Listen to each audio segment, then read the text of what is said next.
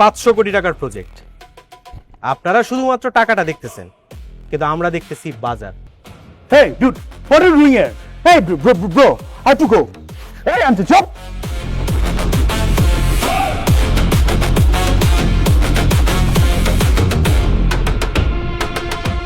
Sniper laser? Look 1,25,00,000।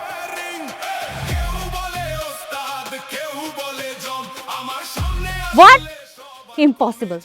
এই দেখো তো, তোমার ফোনে বোধহয় ডিস্টার্ব হয়েছে। রিস্টার্ট দাও, রিস্টার্ট দিয়ে আবার স্ক্যান করো। আসলে তো এটা তো ওইবার পারে না। ও যেমন আছে ওকে তেমনই থাকতে দাও, আর আমি যা করছি সব বুঝে শুনেই করছি। সময় হোক, দেখবে ছেলেটা নিজেই আমাদের সব প্রশ্নের উত্তর দিয়ে দেবে। এই তুই, হাউ ডিয়ার ইউ, তোর এত বড় কলিজার পাটা আমার অফিসে ঢুকে টেবিলের উপরে পা দিয়ে বসে আছিস? নাম নাম এই চুপ! একদম জিব্রা টাইনা সিরা ফালাম। তুই কল লগে চিল্লায় কথা কস? হ্যাঁ, আপনি ভাই, ভাই আমার এখানে আটকে দেখছেন কেন ভাই? আমার অপরাধটা কি ভাই? আমার চাইনা দেন না।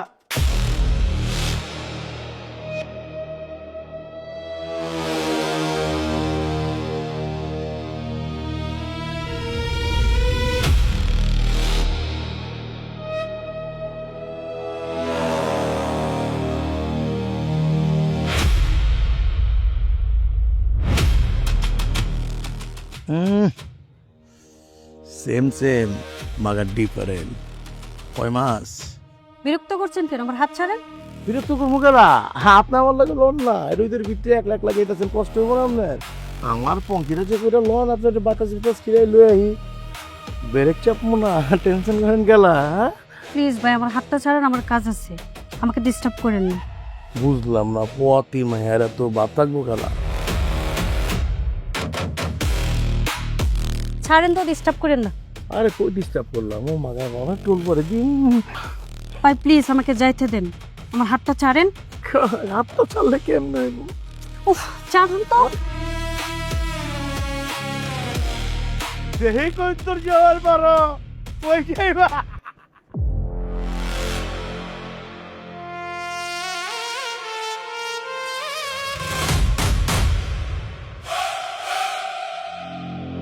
কই যায়?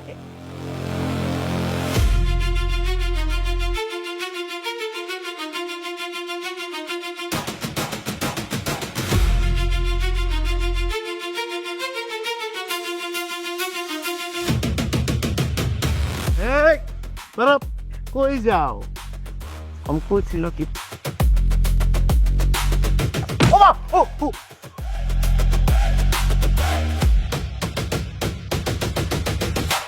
ও ভাই, তুই কেন রে? তোর কত বড় কল যাচ্ছে আমার চলে আপনি। মুখ খোল বেটা, মুখ দেখে কি না কই বেড়াইছস? ভাই তুই কেটা? মানুষ, কিন্তু তোর মতো না। তুই জানোস তবে এলাকার কেন তোরে আমি এই এলাকায় কি করতে পারি তুই জানোস? এই এলাকার মধ্যে কি হয় সেটা তুই জানোস, কিন্তু আজকে তোর লগে কি হইব সেটা আমি জানি। ওমা, তুই আমারে মুখ দেখে মারতাছস কেলা? পারলে মুখ খোল, তার নিজের পরিচয় দে। তোর মতো জানোয়ার রে শাস্তি দেওয়ার লাইগা আমি কখনো মুখ দেখানোর প্রয়োজন মনে করি না। তুই যেই রকিস চলে হাত দিছস, তুই জানোস আমি কেটা? তোর নিজের পরিচয়টা দেওয়ার আগে তুই মানুষ কিনা সেই পরিচয়টা আগে দে। তালি দিতাছস তুই, তালি আমি দিমু, তুই দেখ।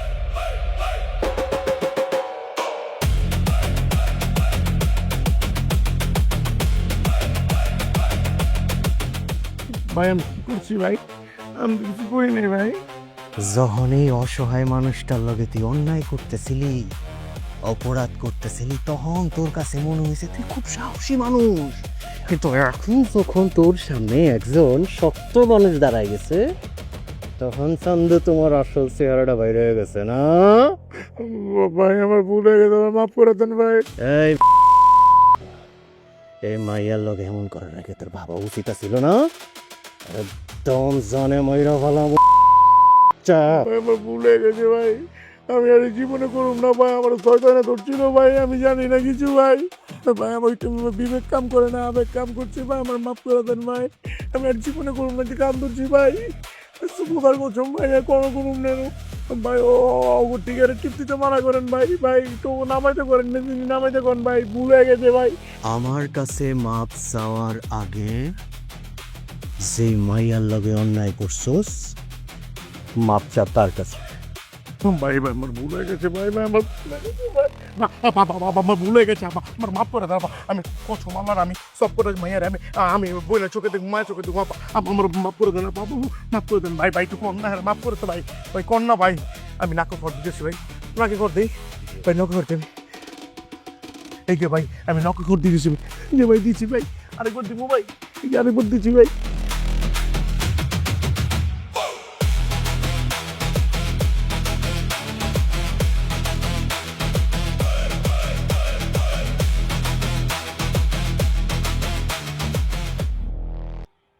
ভাই আমাকে সাহায্য করার জন্য ধন্যবাদ আপনাকে। ভাই বলে ডাকলেন, ধন্যবাদ দেওয়ার কোনো দরকার নাই। আসলে আমগো এই শহরে ভালো মানুষের সমস্যা না, সমস্যা হইতেছে ভালো মানুষগুলা খারাপ মানুষের ভয়ে চুপ করে থাকে। যাই হোক, এই যে এই কার্ডটা রাখেন, ওখানে যদি কোনো বিপদ হয় আবার স্মরণ করে, আর বাচ্চাটার যত্ন নিয়ে।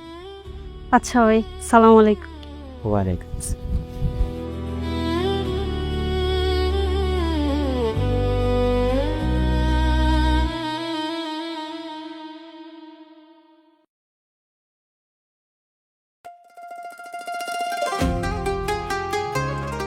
সাহেব, জি ম্যাডাম। এখানে একা একা দাঁড়িয়ে কি ভাবছো? আশেপাশের মানুষ গড়ে বোঝার চেষ্টা করতেছি ম্যাডাম। মানুষ কি আসলেই বোঝা যায়? তা জানি না, তো এই শহরটা খুব অদ্ভুত ম্যাডাম। মানুষ ইট পাথর দিয়া বাড়ি বানায়, সেই সাথে নিজের মনটারে ইট পাথর দিয়া বাইদা ফেলায়। সবাই নিজের প্রয়োজনটা বোঝে, নিজের সুবিধাটা বোঝে, কিন্তু পাশের মানুষের কষ্টটা বোঝার সময় কারো নাই। সবাই কি এমন? না, সবাই এরকম না, তবে ভালো মানুষের সংখ্যাটা কমে গেলে খারাপ মানুষগুলাই বেশি চোখে পড়ে ম্যাডাম। এই শহরের সবচেয়ে কষ্টের বিষয়টা কি জানেন? আপনার যতক্ষণ পর্যন্ত প্রয়োজন, মানুষ আপনারে ঠিক ততক্ষণ পর্যন্তই মনে রাখে, প্রয়োজন শেষ তো সম্পর্কও শেষ। তোমার সাথে কি এমন কিছু হয়েছে? হয়েছে ম্যাডাম, আর সেই জন্যই আমি একটা বিষয় শিখছি, মানুষ কাছে থাকলে যেরকম আপন হয় না, ঠিক তেমনি দূরে থাকলেও পর হয় না। তবে একটা কথা ম্যাডাম, আমি জানি এই বিয়াটা আপনার ইচ্ছার বিরুদ্ধে হইতেছে, আপনার হাতে এখনো সময় আছে। আপনার কাছে যদি মনে হয় যে এই বিয়াটা আপনি করতে চান না, দয়া করে আপনি আমার একটাবার বলবেন, আমি স্যারের কাছে যে কমু আমগো বিয়াটা যেন না হয়। কারণ কাউরে পাওয়ার জন্য জোর করে তার ইচ্ছাটারে মাইরা ফেলতে হয় না। তুমি এই বিয়েটা করতে চাও না? আমি তো বিয়েটা করতে চাই ম্যাডাম, কিন্তু আপনার ইচ্ছাটা আমার কাছে সবচেয়ে বেশি গুরুত্বপূর্ণ।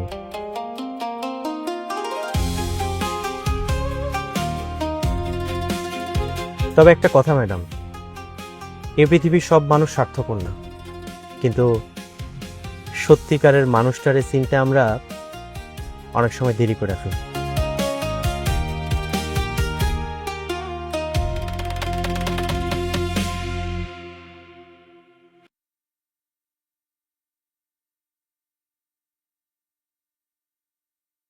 হ্যালো সাহেব, আমি প্রজেক্ট অফিস থেকে বের হয়েছি।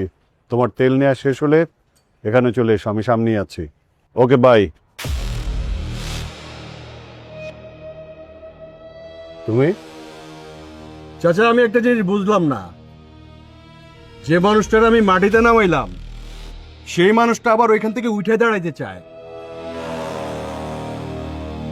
কেমনে? দাঁড়ান, উঠে দাঁড়ান, অসুবিধা নেই। স্বপ্ন দেখেন, ফ্যাক্টরি চালু করেন, ব্যবসা করেন, বাট চাচা একটা জিনিস মনে রাখেন, আপনার এই ফ্যাক্টরিটা কিন্তু দীর্ঘ 7 বছর বন্ধ ছিল, আবার যে হুট করে বন্ধ হবে না তার কিন্তু কোনো গ্যারান্টি নেই চাচা।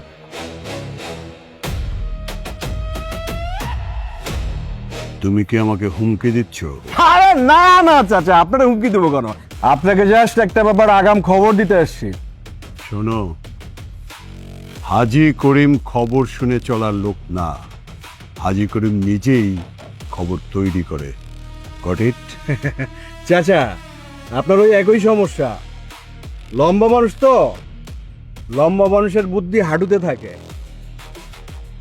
আপনি যে আগের অবস্থানে নাই এটা আপনি বুঝেন না, আপনি মনে করেন আপনি আগের অবস্থানে আছেন চাচা। আর তোমার সমস্যা কি জানো? বলেন তো শুনি।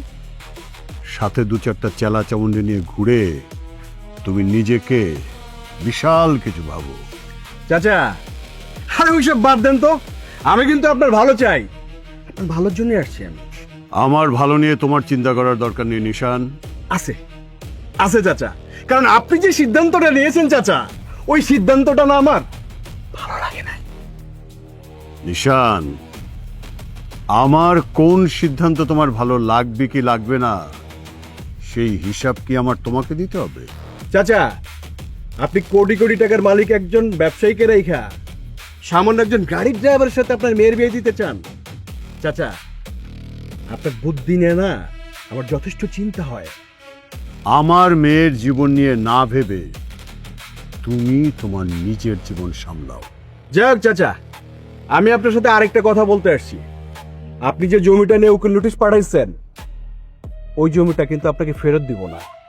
কেন নিশান, জমিটা কি তোমার বাবার? না, আমার বাপের না, আমার দাদার না, আমার না, বাট ওই জমিটা কিন্তু আমার দখলে।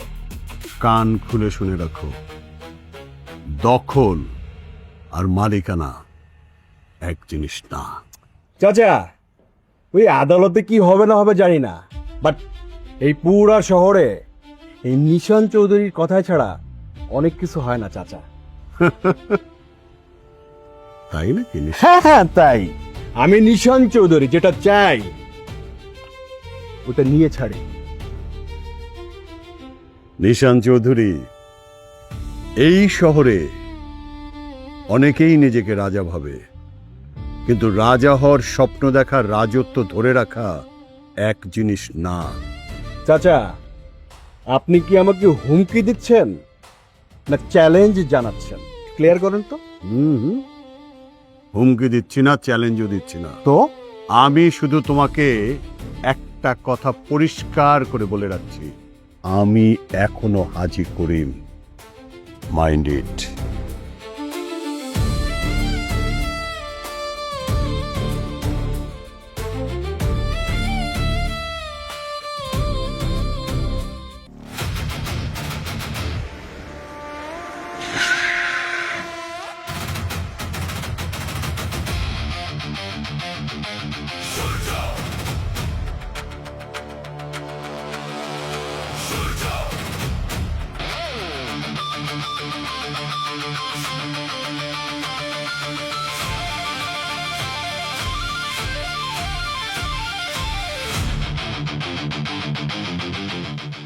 এই এই কোথায় যাচ্ছেন?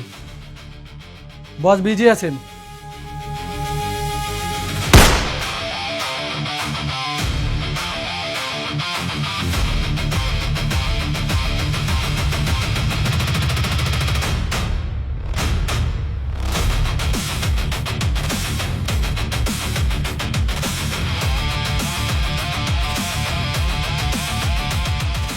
এই হাজি করিমের চামচা, এখানে কি করস? হ্যাঁ, মাস্তানি করতে আসছস? তুই কি হাজি করিমের জমি ফেরত দিতে আইছস? ওই জমি আমার, পেপারস আমার, পাওয়ার আমার, তোর ওই জমি আমি ফেরত দিব না। তুই আমারটা ভালো ফিরতে পারবি না। নিশান, তোর নিশানা খুব দুর্বল। তোর শুধু একটা কথা বলা দরকার ছিল। কি? হ্যাঁ বলার দরকার ছিল তোর। তুই যদি আজকে হ্যাঁ বলতি, আজকের দিনটা তোর জন্য খুব একটা খারাপ হইতো না। এই, আর না বললে? না বলার একটা দাম আছে। আর সেই দাম দেওয়ার ক্ষমতা তোর নাই। তুই কি আমার হুমকি দিতেছস?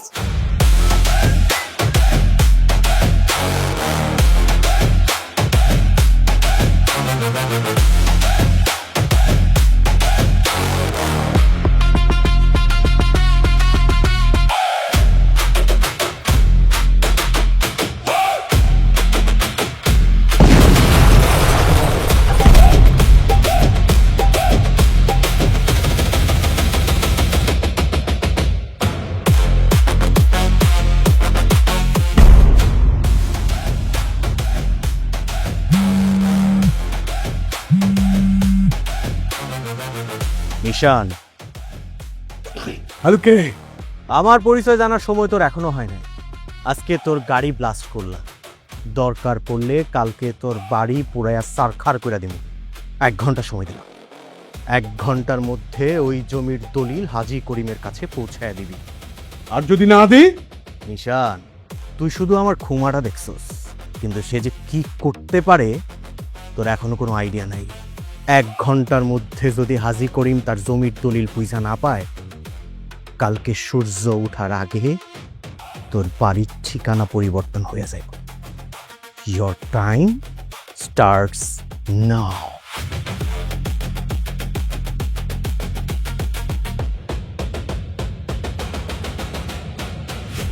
কেমতে? আমি তো মিলে বাড়ি পারতাছি না। আচ্ছা ছোট গিন্নি, তুমি আমার কও দিহি, তুমি কেমতে রাজি হইলা? কি হয়েছে দুলা ভাই? তুমি এত সুন্দরী একটা মাইয়া, শিক্ষিত একটা মাইয়া, ঢাকা শহরে বড় হইছো, ঢাকা শহরে পড়ালেখা করছো, স্মার্ট একটা মাইয়া, তুমি কেমতে তুমি রাজি হইলা ওই ড্রাইভারের লগে বিয়া বহনের লেগে? ও দিয়ে আমারে আমি বুঝবার পারতাছি না ড্যাডির মাথায় কি চলতেছে। ডে বাই ডে হ্যার সিদ্ধান্তগুলো আরো অদ্ভুত হইতাছে। দেখ মানহা, সেম কোশ্চেন কিন্তু আমার মাথায় ঘুরপাক খাচ্ছে। মানে কি বুঝে বাবা এই কাজটা করতেছে বলতো, একটা ড্রাইভারের সাথে? কেন? তোমরা দুজন আসলে সাহেবকে যেভাবে দেখছো, আমি এখন আর সেভাবে দেখতে পারছি না। বাহ, তাহলে তুমি নতুন কি দেখবার পারছো ওর ভিতরে? জানি না, কিন্তু একটা কথা সত্যি, সাহেব রহস্যময়। রহস্যময়? হ্যাঁ, একটা সাধারণ ড্রাইভারের জীবনযাপন কখনোই এতটা অসাধারণ হতে পারে না। বুঝবার পারতাছি না, মানে কি? আমি জানি না আসলে সাহেবকে, ও কেন এখানে আসছে, কিন্তু যতবারই ওকে আমি বুঝতে গিয়েছি ততবারই আমি অবাক হয়েছি। ও আসলে আমার ধারণার থেকে অনেক বড় কিছু। এর লেগে তোমার বিয়া করতে হইব? দুলা ভাই, আমি তো সেটা বলিনি। তুমি যত কিছুই কও ছোট গিন্নি, তোমার বাপের সিদ্ধান্ত, মানে ড্যাডির সিদ্ধান্ত আমি কোনোভাবেই মানবার পারতাছি না। একটা ড্রাইভার রে জামাই বানাইবো আর তুমি খিচখায় বলে থাকবা? আমি চুপ করে আছি বলে যে সবকিছু মেনে নিয়েছি এমনটা নয় দুলা ভাই। মানহা, তাহলে তুই কেন বাবার মুখের উপর না করে দিচ্ছিস না? কারণ সব সিদ্ধান্ত বাবাদের মুখের উপরে জানাতে হয় না, এটা জানো না তুমি? অ্যাকচুয়ালি ড্যাডি, এই রকি,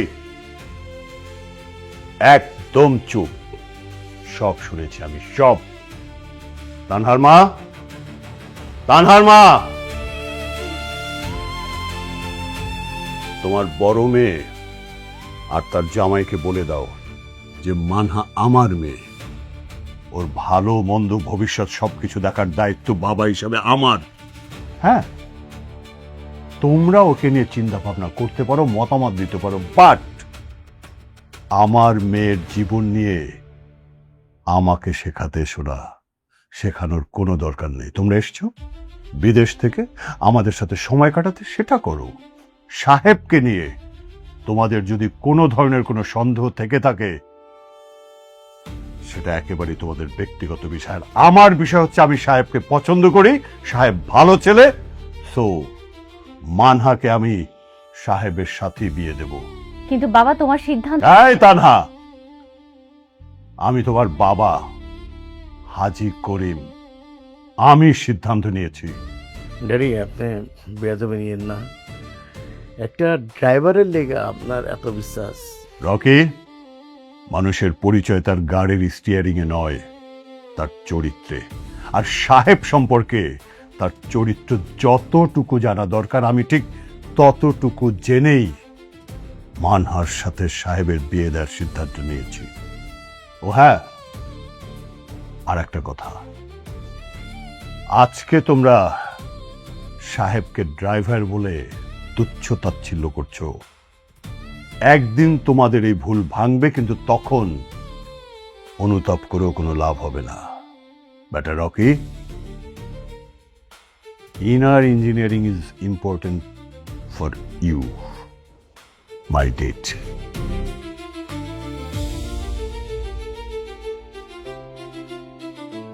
আচ্ছা, তোরা তো সেই ছোটবেলা থেকেই জানিস যে তোর বাবা কোনো সিদ্ধান্ত নিলে সেখান থেকে এক চুলোর সে নড়চড় হয় না। তাহলে তোরা কেন এই ব্যাপারটা নিয়ে এভাবে আলোচনা করতে গেলি? একটাবার আমার সাথে কথা বলতে পারতি।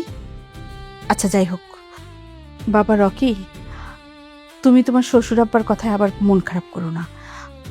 তুমি তো জানোই লোকটা একটু এরকমই।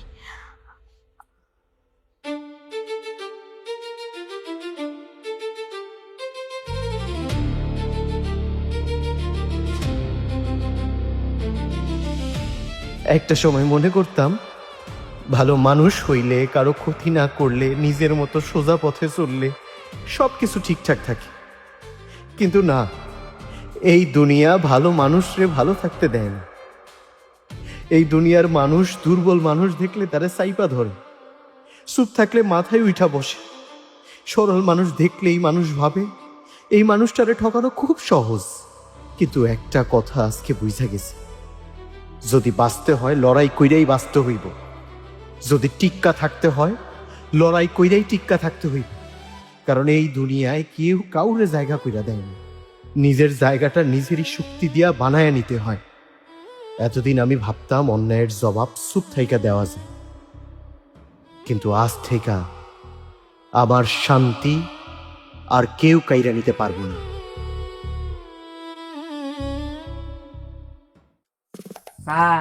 আজকে কিন্তু বাসায় মিষ্টি বন্যা বয়া দেব। সেটা তো দেখতেই পাচ্ছি। বলেছে মিষ্টি আনতে, তোমরা পুরো মিষ্টির দোকান সব প্রায় তুলে এনেছো। সাহেব স্যারের লাগে বাজারে গেলে ছোট করে কিছু কেনা যায় না। স্যারকে বলছিলাম 1 কেজি মিষ্টি নে, স্যার বলে কি 1 কেজি মিষ্টি খাবি না গন্ধ শুকবি। কিন্তু এত মিষ্টি কেন? ম্যাডাম, আজকে একটা বিশেষ দিন। বিশেষ দিন? আজকে কি বাবা? আরে কিছুই না মা, আজকে আমরা একটা প্রজেক্ট দেখতে যাচ্ছি, তাই ভাবলাম যে প্রজেক্ট দেখতে যাওয়ার আগে একটু মিষ্টি মুখ করি। কি ভালো করেছি না? আমি তো কিছুই বুঝলাম না। মানুষ আগে প্রজেক্ট দেখতে যায়, প্রজেক্ট দেখে ফাইনাল করে, তারপর বাসায় মিষ্টি নিয়ে আসে।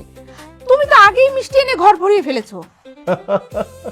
এই জন্যই তো স্যার বড় মনের মানুষ। কেন রে পাত্র?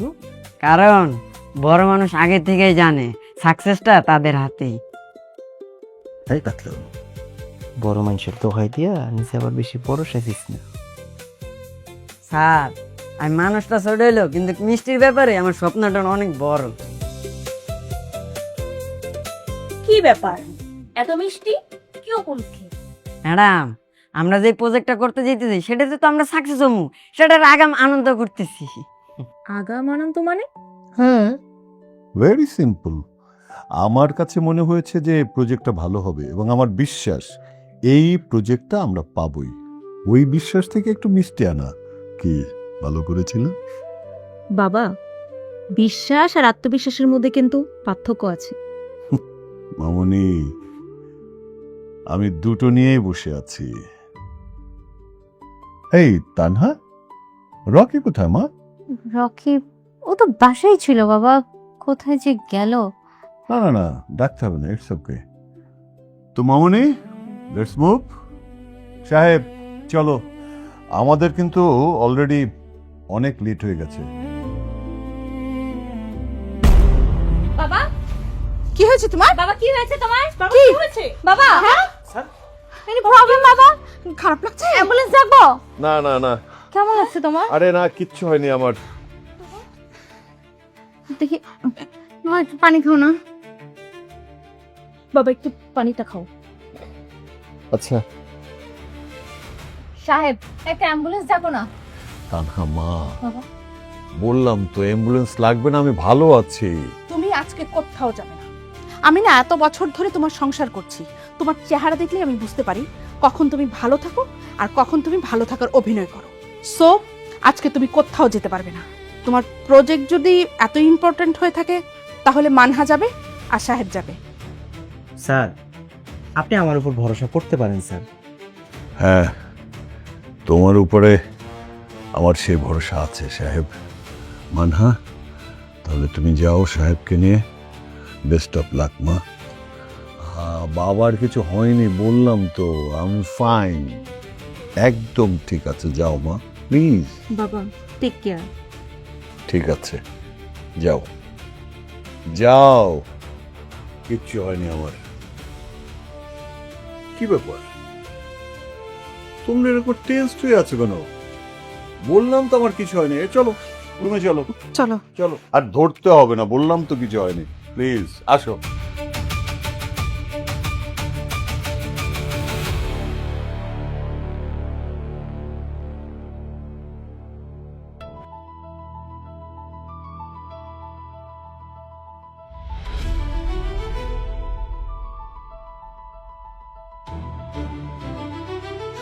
হ্যাঁ হ্যাঁ ভাইয়া, অনেক বড় ভুল করে ফেলেছি, আমার মাফ করে দেন। আপনার জামাটা নষ্ট হয়ে গেল গো ভাই। আগে তোমার একটা কথা ঠিক করতে হইব। কি কথা ভাই? তুমি আমার দোস্ত করে ডাকো। আচ্ছা দোস্ত। আরে দোস্ত, তুমি এত ভয় পাইতেছো কি লিগা? আরে আমার শার্টের মধ্যে সামান্য কফির দাগই তো পড়ছে, ভূমিকম্প তো আর হয় নাই। সেই জন্য কি তোমার মুখের থেকে হাসিটা তুমি সরাই ফেলাইবা? শোনো, জীবনে যত কিছু হোক না কি লিগা, মুখের থেকে কোনো সময় হাসি সরাইবা না, বুঝছো? তোমার হাসির দাম হইতাছে কোটি টাকা, কোটি টাকার জিনিস হারাইতে নাই। তুমি সত্যি রাগ করে নাই তো দোস্ত? আরে তুমি আমার দোস্ত কইছো না, দোস্ত কি দোস্ত লাগে রাগ করতে পারে নাকি? আমি একদম রাগ করি নাই। অঙ্কেলে যাই।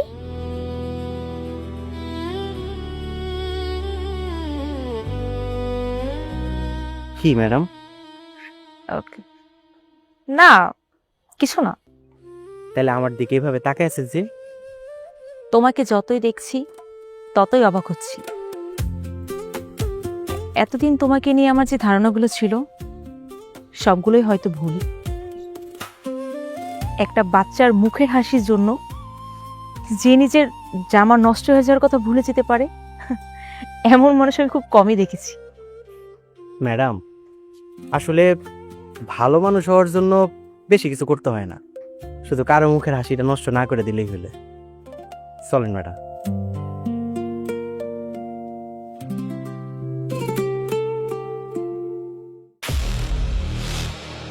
বন্ধু, আমি বাংলাদেশে কি আশা লয়েছি তুই জানোস? জানি তুই কি আশা নিয়ে আসছিস, সেটা আমি জানি। কি ক? তোর শ্বশুরের যে কোটি কোটি টাকা সম্পদ আছে, এগুলো আস্তে ধীরে তুই তোর করে নিতে চাস, রাইট? তোর তোর কোনো কিছু লুকায় লাভ নাই, তুই ঠিকই ধরছস। কিন্তু সমস্যা কি জানোস? জানি। হাজি করিম। তাইলে কে? ওই সাহেব। আমি বিদেশ থেকে আসার পর আমি দেখতেছি আমার শ্বশুরের ডাইনে সাহেব, বামে সাহেব, বিজনেস মিটিংয়ে সাহেব, প্রত্যেকটা প্রজেক্টে সাহেব, ইভেন ঘরের, বুঝছস না, ঘরের সব সিদ্ধান্ত ওই সাহেব লয়। এখন কি হাজি করিম সাহেব আর মাইয়ার জামাই বানাইতেছ ড্রাইভার রে। আমি জামাই হয়ে খাম্বার মতো খারাই থাকি, আর ওই ড্রাইভার হয়ে গেছে ঘরের পোলা। এই, তুই ওরে কি এখনো একজন সাধারণ ড্রাইভার ভাবতেছস? মানে বুঝছ না? একজন সাধারণ ড্রাইভারের কি একজন কোটিপতি এত বিশ্বাস করতে পারে? আমি ওরা নিয়ে রিসার্চ করছি, ওই কোনো সাধারণ মানুষ না। ওই যদি সাধারণ হইতো ওরা এত বিশ্বাস করতো না। তাহলে উই ক্যাঠা, এটাই তো বাড়ি করতে হবে। তোর কি লাগবে? লোক, টাকা, পয়সা, পাওয়ার সব আছে আমার, শুধু একটা জিনিস নাই। কি নাই?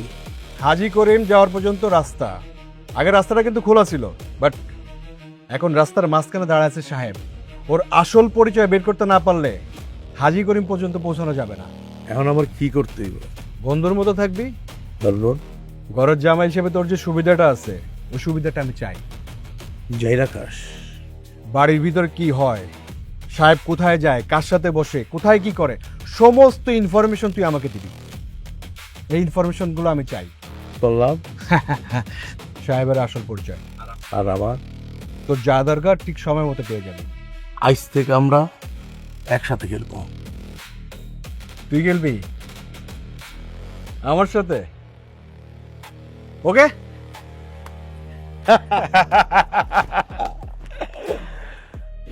তুই ভাবতেছিস খেলাটা তোর, অথচ তুই নিজেই জানোস না তুই সামান্য একটা দাবার চাল।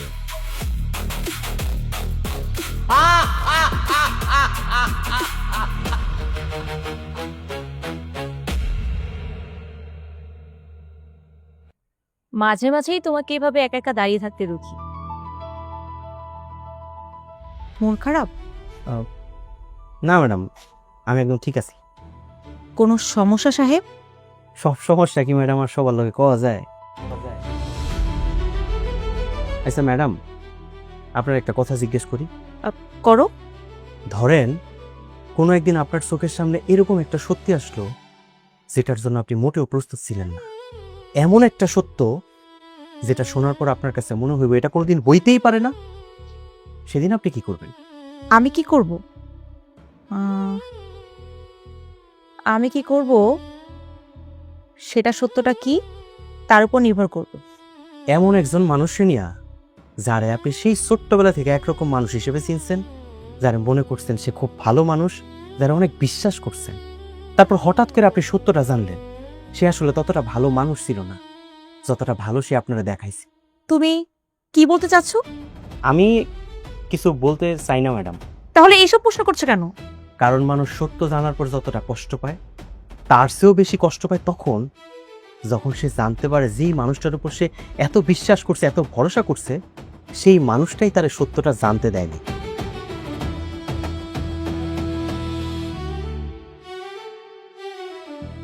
সাহেব,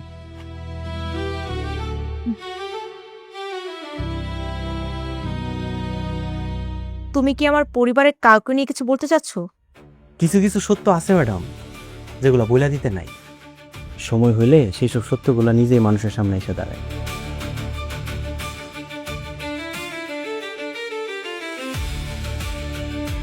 হঠাৎ করে এসব কথা কেন বলল? কার কথা বলছিল? আর কোন সত্যটা আমি এখনো জানি না। আমি কিছুই বুঝতে পারছি না। আমরা 1.5 দিনের সফর দিয়ে আইলাম হইতেছে বাংলাদেশে এই গরমের ভিতরে। আইছি হ্যাঁ তোমার বাপ মারে সারপ্রাইজ দেওয়ার লিগা, এত এনে নিজের সারপ্রাইজ হয়ে গেছি। তোমার বাপ মায় তুই 2 টাকা ড্রাইভার আছে, ওরা তারা কিচ্ছুই বোঝে না। আস্তে কথা বলো, তুমি কি পাগল? সবাই তো শুনে ফেলবে। তখন লোক আমার কি, আমি কি মিছা কইতাছি? সব তো আচা কইতাছি। আমি মানতাছি ওই পোলায় 2 টাকা আমি সাহায্য করছে, বাঘের লেগে আমি কিছু করিনি। আমার না হলে একটা জিনিস খুব ভয় লাগতেছে। কি? একটা সময় দেখবা তোমার বাপের যে সয় সম্পদ আছে সব ওই পোলার হাতে, আর আমরা দাঁড়ায় আঙ্গুল চুষবো। আরে না না, বাবা তো এমন কিছুই বলেনি। শুনো, মাইন্সের সব থেকে বড় বই আছে মাইন্সের চোখ। তোমার বাপের চোখের বিটটা আমি এটা দেখছি, আর সব কথা মুখে কয় না, বুঝে লইতে হয়। আর তুমি আইছো খেলা এই গরমের ভিতরে বাংলাদেশে আইছো খেলা, তোমার বাপের সম্পত্তি একটা অংশ পাওয়ানোর লেগে তো বুঝবে না। আর আমি একটা ফিউচার আছে না, তোমার বাপের যা আছে অর্ধেক তুমি বেবো, অর্ধেক তোমার বোনে বেবো। কিন্তু তোমার বাপের কাছে যা দেখতেছি ওই ছাড়া তোমার ঝামেলা তারতে বেশি কিছু। সময় থাকতে বুঝালাও নিজে হিস্সা, বুঝো নাই? ওরা কিন্তু একটা ঝামেলা হয়ে যাবো গা। এই তোমার বড় মেয়ে কি ভেবেছে? কি ভেবেছে তোমার বড় মেয়ে? আমি মারা গেছি, আমি হাজি করিম এখনো বেঁচে আছি। আমি বেঁচে থাকা সত্য তোমার মেয়ে আর মেয়ের জামাই আমার সম্পত্তি নিয়ে কথা বলে, সম্পত্তির ভাগ চাই। এই হুট করে বিদেশ থেকে কেন এসছে আমি বুঝিনি আমি সাহেবের সাথে ওদের জেলাসি কিসের এত জেলাসি? সাহেব গরিব হতে পারে কিন্তু তোমার বড় মেয়ের জামাইয়ের মতো লোভী না। তোমার বড় মেয়ের জামাই একটা লোভী রাস্কেল। এই হাজি করিম কোনো দিন তার মেয়েকে ওই রাস্কেলের সাথে বিয়ে দিত না। শুধু তোমার মেয়ে পছন্দ করেছে বিধায় আমি ওদের সম্পর্ক মেনে নিয়েছি, নইলে সমাজ আমার নাক কাটা যেত। এই তোমার বড় মেয়েকে ভালো করে বুঝাও, আমি যদি একবার বিগড়ে যাই তাহলে তার পরিণাম কি হবে সেটা তুমি ভালো করেই বোঝো। বোঝা তোমার মেয়েকে।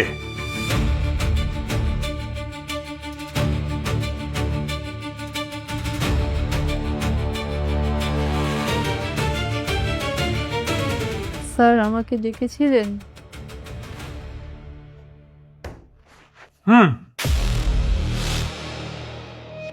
আপনাকে ডেকেছিলাম।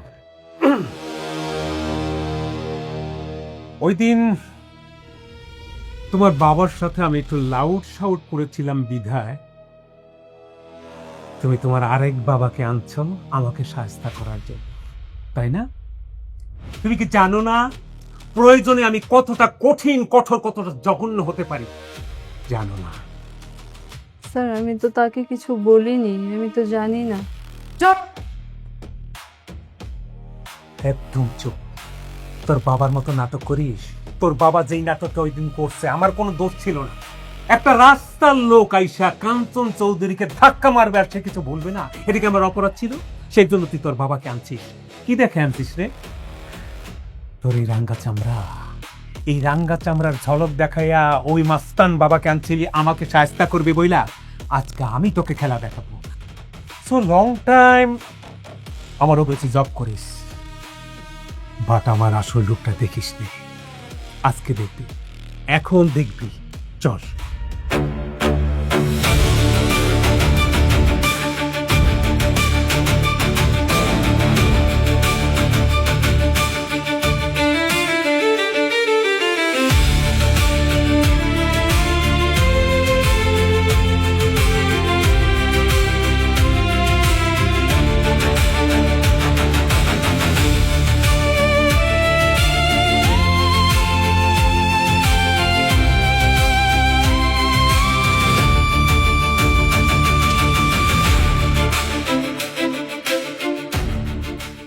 বাবা, হ্যাঁ? মা, কি হয়েছে? তোমরা টেলিভিশন দেখেছো?